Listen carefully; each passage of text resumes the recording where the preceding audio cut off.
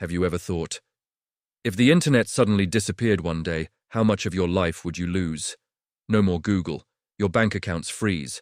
Planes won't take off. Stores stop working. Not just your screen, but the world would go dark. And this isn't science fiction. It's a reality that could unfold in seconds.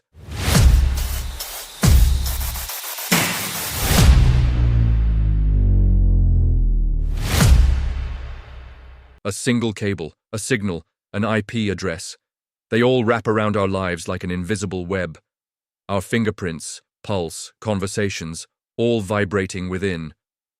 The network. The internet is no longer just a technology. It's an extension of our brain. A digital consciousness. It codes us, guides us, makes us dependent without us even noticing.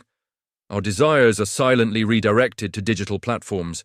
The need to be liked, to be accepted, to feel superior. We try to satisfy them all through screen light. But no notification can fill the emptiness inside us. Even while walking, we're unknowingly online, checking maps, counting steps, checking the weather. Our emails, messages, notes, all stored in digital memory. But what if one morning that memory is wiped? Zero, emptiness, silence. Then you'd have to remember who you really are. Today, over 65% of the world's population uses the internet, over 5 billion people. And it's no longer just a communication tool. It's an infrastructure, like electricity, like water. Without it, life halts. Even a few hours of outage can paralyze hospitals, banks, and governments. Cyber attacks, solar flares, infrastructure failures, each is enough to bring the system to its knees. In 2021, a crash of fastly servers made platforms like Amazon, Reddit, and BBC inaccessible for hours. Panic spread. Because connection is no longer a luxury, it's a necessity, an addiction, and yet that addiction is a form of slavery we've unknowingly accepted. Because with the rise of the internet, our reality also became digital. Memories, friendships, even love, all compressed into a share button. And if that button disappears, do we disappear too? Imagine being offline for a week. You wake up, there's nothing to scroll, no notifications, no GPS, no Wi-Fi. The world is quiet. But is it really? Or have we become too used to living in a digital echo to hear it? History has seen similar moments. In 2015, a major power outage in Turkey paralyzed nearly all of its 81 provinces. Banks stopped working, traffic lights failed, metros halted, surgeries were postponed, people were trapped in elevators. Government offices switched to emergency mode. Many realized their deep dependence on technology for the first time.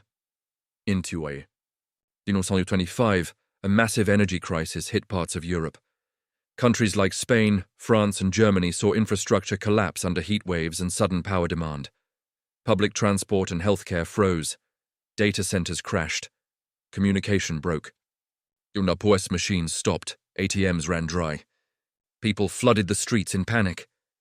These two events exposed not just the fragility of electricity, but of the entire digital life it supports. When power goes out, it's not just the lights. It's order, control, systems that vanish. And what's left isn't silence, it's chaos. The invisible burden of the internet is this: you don't notice it's there. But when it's gone, you panic. Everyone is data, everyone is online, but no one is truly present. Our digital selves have silenced our analog souls, and we've invested in lives that can be wiped out by a single lost signal. Have you noticed how every part of your life is controlled by algorithms? The videos you watch, the news you read, the people you meet, none of it is fully your choice. Your decisions are limited by what's shown to you. What you think you choose is often chosen for you. The internet is like the invisible god of modern times, everywhere, yet nowhere, watching but never seen. It gives you answers, but never lets you ask questions. It just wants you to click, not to think. And what about our children? A generation that learns to swipe before they can speak. They grow up in a digital universe without knowing the real world. They measure friendships in followers, success in likes. If the cord gets cut one day, what will they have left? Not just individuals, entire nations rely on this web. Wars aren't fought with guns anymore, but with keyboards. You don't need soldiers, just hackers. Collapse the banks, kill the power, stop the news, and a country falls to its knees. No bombs required. AI-powered systems already make human decisions for us. Even the news you read is chosen by algorithms. What we believe, who we are, even what we like, is shaped by code. We've rented out our identity to the internet. But what happens when the lease ends? Living without the internet would no longer be nostalgic. It would be a harsh reality. Someone used to buying groceries through apps would have to negotiate in crowded markets. Finding your way in a city without maps or GPS, asking for directions, relying on memory, creating meeting points again. Emails replaced by letters, video calls by long phone lines. Friendships would need real contact, not notifications. Every step would bring you face to face with a person, not a screen. And maybe then we'd wake up to sunlight, not screen.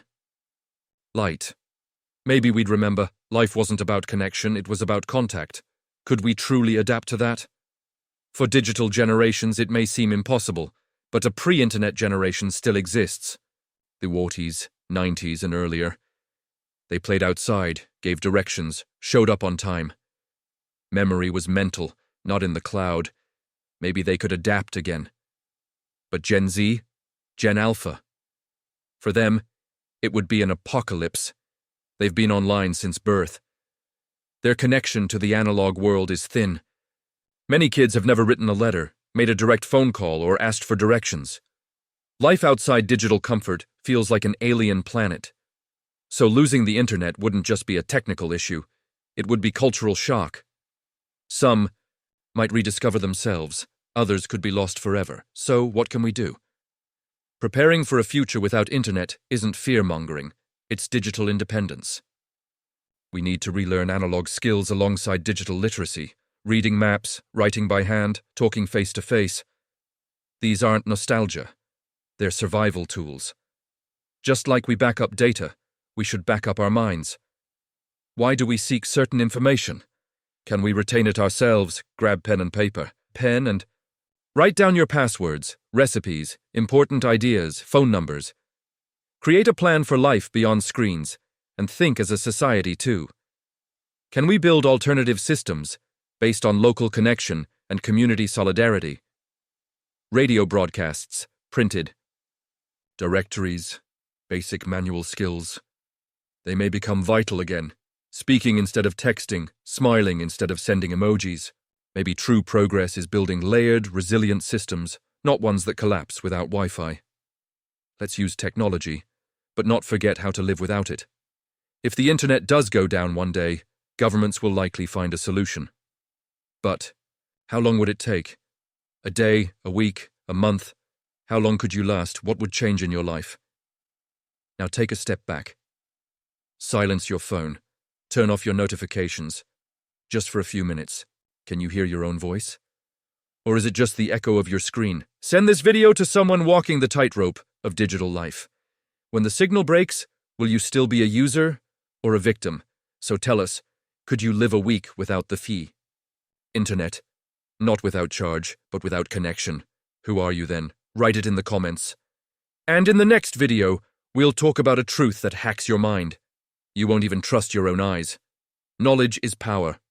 Subscribe, follow, and hold the power in your hands. What do we know?